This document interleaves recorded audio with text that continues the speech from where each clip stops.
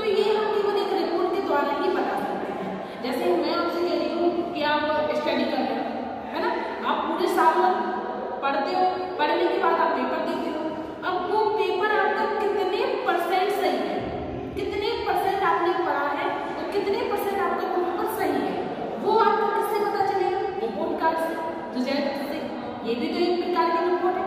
आप रिपोर्ट बहुत सारी हो जाती है, शिकायत पत्र भी हो सकता है, वर्क का भी हो सकता है, अकाउंट से रिलेटेड भी हो सकती है, किसी काम को करने के बाद भी रिपोर्ट होती है। तो सीधी सी बात है कि जब हम कोई भी और किसी भी प्रकार का काम करते हैं, उसके बाद उसका जो सत्यापन हम देते हैं कि ये सही है कि ये गलत है, और वही सत्यापन हमारा क्या कहलाता है? रिपोर्ट कहलाता है। अब हम पढ़ते हैं कि अच्छी रिपोर्ट के आवश्यक गुण। एक रिपोर्ट तैयार करते समय हमें कौन सी बातों को याद में रखना है? सबसे पहला है हमारा सत्यता।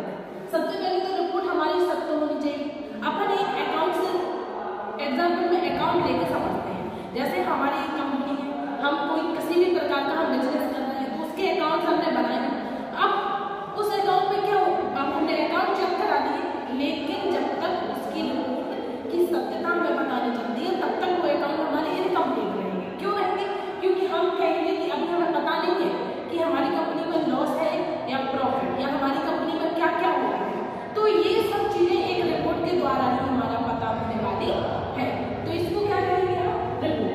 सीधी सी बात है कि सत्यता का पता लगाना, ये हमारी रिपोर्ट सही होनी चाहिए, जो हमने चेक किया वही होनी चाहिए, जिसके रिलेटेड हमने रिपोर्ट बनाई है उससे रिलेटेड हमारी वो रिपोर्ट होनी चाहिए।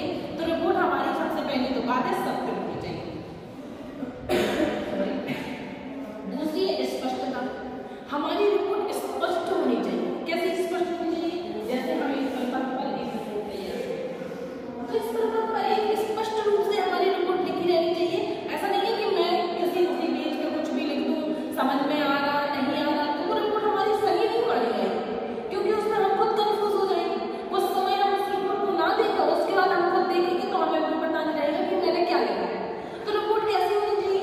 एक स्पष्टता होनी चाहिए उसमें कि हाँ ये स्पष्ट रूप से इतना सही है, इतना गलत है, इतना डाउट, जो भी है हमारी रिपोर्ट स्पष्ट तरीके से स्पष्ट होनी चाहिए। फिर नेक्स्ट है हमारा तीसरा सूक्ष्मता। सूक्ष्मता का मतलब क्या होता है? इसका मतलब होता है छोटी, मतलब कम से कम शब्दों में अपनी अच्छी से अच्छी रिपोर्ट स्पष्ट करना, सूक्ष्म करना। सीधी सी बात है। तो इसका मतलब है कि कम से कम शब्दों में, ऐसा नहीं है कि हम जितनी लंबी हम रिपोर्ट को खींचेंगे वो उतनी उसमें गलतियां निकलेंगी।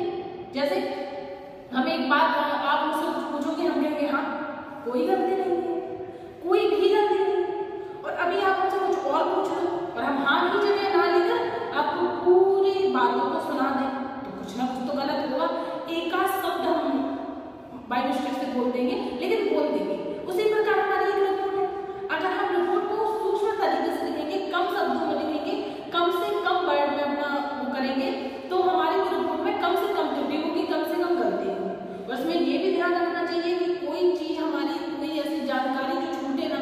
ऐसा नहीं है कि कम के चक्कर में कोई जानकारी छोड़ दे, नहीं, हम अपनी कम शब्दों में अपनी बात को पूर्ण तरीके से स्पष्ट करेंगे। फिर नेक्स्ट है हमारा चौथा विषय अनुसार, सब्जेक्ट से रिलेटेड होनी चाहिए। हम कह रहे हैं कि एक अकाउंट्स की रिपोर्ट तैयार करना, जबकि हमें किसी और चीज की रिपोर्ट बना देना है। जो हम रिपोर्ट तैयार कर रहे हैं वो किससे रिलेटेड होनी चाहिए? विषय अनुसार होनी चाहिए, सब्जेक्ट से रिलेटेड होनी चाहिए। फिर नेक्स्ट है हमारा उद्देश्य की पूर्ति। उद्देश्य की पूर्ति मतलब हमारा कोई ना कोई उद्देश्य को लेकर ही हम रिपोर्ट बनाते हैं। जैसे हम पढ़ते हैं परसेंट के लिए, पेपर होने हैं। अभी मैं बीए वाली किसी बच्चे से बोल दूं कि आपके कॉमर्स पढ़ो, वो नहीं पढ़ेगा। क्यों नहीं पढ़ेगा? वो कहेगा मैम मेरा बीकॉम का पेपर ही नहीं होना है, मैं नहीं हूँ कॉमर्स का, मुझे कॉमर्स नहीं पढ़नी। मैं कौन सा सब्जेक्ट पढ़ूंगा या पढ़ूंगी? जो मेरा एग्जाम हो रहा है, जो मेरे सब्जेक्ट से रिलेटेड है, जिसका उसी उद्देश्य के लिए मैं कॉलेज आती हूँ, इसीलिए पढ़ती हूँ, मैं वही सब्जेक्ट पढ़ूंगी। तो ये है कि हम अपने उद्देश्य की पूर्ति के लिए अपना काम करते हैं, और उसी उद्देश्य की पूर्ति के लिए हमें अपनी रिपोर्ट तैयार करनी चाहिए।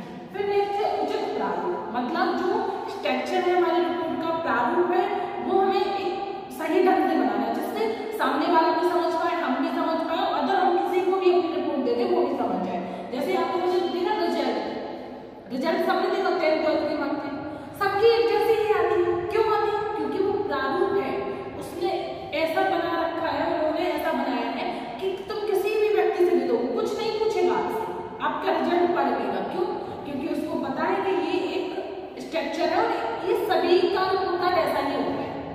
तो वो क्या हुआ उसका प्रारूप। एक बार और देख लेते हैं, हमारी रिपोर्ट सत्य होनी चाहिए, स्पष्ट होनी चाहिए, सूक्ष्म यानी कम से कम शब्दों में होनी चाहिए, विषय सब्जेक्ट से रिलेटेड होनी चाहिए, उद्देश्य की पूर्ति के लिए होनी चाहिए और उचित प्रारूप होना चाहिए। और साथ ही आप लोगों को बता दें कि जो डे बाय डे आपको टॉपिक्स पढ़ाया जा रहा है, आप लोग अपने नोट्स तैयार करते जाएं, वीडियोस देखते जाएं, वीडियोस के माध्यम से जो भी आपको लगता है कि मुझे ये टॉपिक समझ में नहीं आया, आप फिर से पूछ सकते हो, कॉलेज आके पूछ सकते हो, है ना।